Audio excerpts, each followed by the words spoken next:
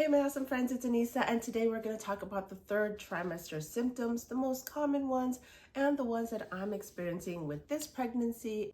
The third trimester is an exciting time because it's almost the end of the pregnancy. However, managing some of these symptoms in the third trimester can be challenging. So I'll talk about what I'm doing and hopefully you will find this video helpful. One of the most common symptoms that women have is shortness of breath, and that's because of that growing uterus. To compensate for that, baby is just pushing up against the diaphragm. When it's pushing up against the diaphragm, it's just reducing the amount of space for the lungs to fully expand. So it's harder to take deep breaths. To manage this, I'm just walking slowly, more intentionally, and then going at a much slower pace, taking breaks when it was at work or even taking my kids out during the day. Another great way to manage this is posture. So if you're bending forward or if you're just slouching, there's less space for the lungs to expand as opposed to standing upright. I try to stand up upright with my shoulders squared and back, just to expand the amount of space that is available for my lungs to, take in the oxygen and just breathe more deeply. 8th and 9th month of my pregnancy is also when I really start slowing down. I can't take as many long walks. I just have to go at a much slower pace. Another really common symptom is heartburn, and it's for the same reason. Because of that expanding uterus and baby taking up all that space, it's pushing up against the stomach, which is causing that acid reflux and heartburn feeling. To manage this, I've been eating smaller meals, again with the posture, sitting up straight. And then when it comes to bedtime, to elevate the head, so extra pillows, just to prop the head up a little bit more. If none of that works and I'm still feeling the heartburn, which I have been for the last week, I've been taking 1 Tums at night before bed, and that just gives me that relief so I am able to lay down to go to sleep. Another common symptom is fluid retention, which causes the edema and swelling, especially in the ankles. I've talked about this before, and having to wear compression socks, compression tights, to push and make sure that blood is circulating up all the way through their body.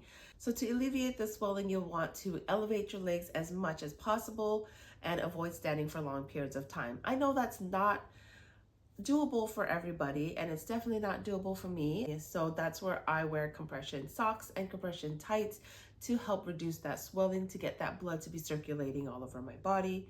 Another great tip is to stay hydrated, and I'm talking about drinking water as your main source of fluids. So I'm trying to drink at least 6 to 8 glasses of water per day. I have mine right over here on my desk. Cheers! This next one is insomnia. Now, I'm definitely experiencing this. Not only do I have to get up for my 2 other smaller children, they're about 2.5 and 4.5 right now, and they're still having either bad dreams or they're having to wake up to use the potty at night. And so I'm having to wake up maybe 1 to 2 times at night, and then I find it hard to fall back asleep. So sometimes I'm staying up for a couple hours in the middle of the night, tossing and turning. When I had my congestion, I would just be blowing my nose, having to go to the restroom multiple times at night for myself as well. That all just boiled down to just really poor sleep. To help this, a lot of people use pregnancy pillows. I've never used a pregnancy pillow, never really had to. I do sleep with extra pillows at times. Another thing I do is also listen to soft sleeping music. Right now I'm listening to this violin playlist. If I didn't get enough sleep during the night, especially that broken up sleep, I am taking a nap during the day on the days that I'm off of work. My kids unfortunately don't nap anymore, so sometimes I just give them screen time so I can sleep myself. This next symptom has to do again with that space that's limited in your abdomen, and that is the frequent urination. That baby is growing and just taking up more space, and it's pushing against the bladder, which then causes frequent urination. This is a hard one. So whenever I'm going out, and if there is an opportunity to use a restroom, I'm taking a moment to use that toilet. Even if I don't have the urge, I'm going to try.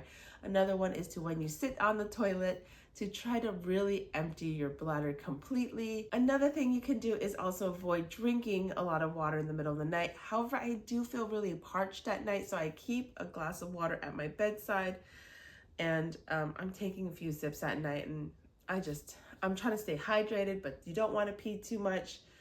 You know, it's a balancing act at this point. Other smaller symptoms that you might be experiencing is I'm having a lot like little skin tags that are popping up at my neck.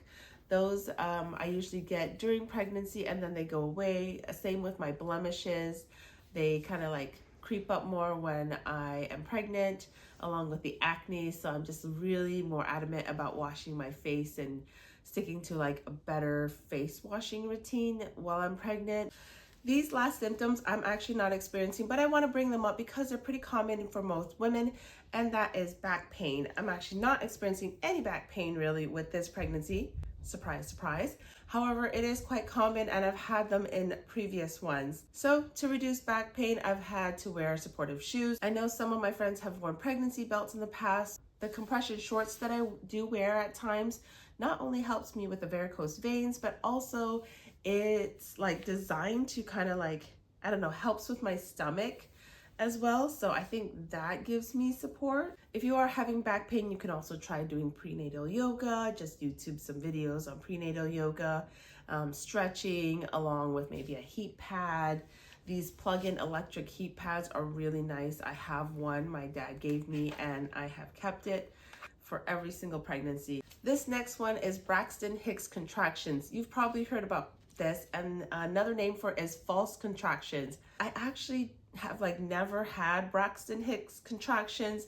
Whenever I have contractions, that just pretty much means I'm going into labor. So I don't really have the experience, but I've heard it's pretty much like early labor pregnancy contractions that happens, like cramps, period cramps. To differentiate between Braxton Hicks contractions, or also known as false contractions, or real labor, you'll want to hydrate, relax, and see if those contractions progress. So that means rest, lay down, take a hot shower, take a bath, relax, put a heat pad, hydrate, drink lots of water, and see if the contractions progress. Call your support team, the labor and delivery.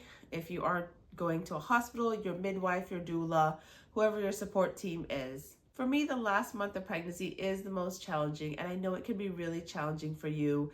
You just get really tired easily. There's this extra weight. You're done and over being pregnant. Your baby is almost here, and you're doing such an incredible job. Your body's doing incredible preparing for this baby. If you haven't, you should definitely watch my car birth video right here.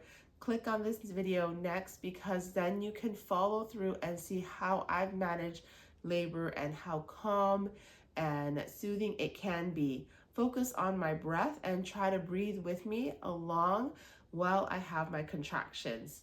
And so I will see you in that video next. Congratulations if you are pregnant. Thank you so much for watching. I hope you found this video helpful, and I'll see you in the next video. Bye!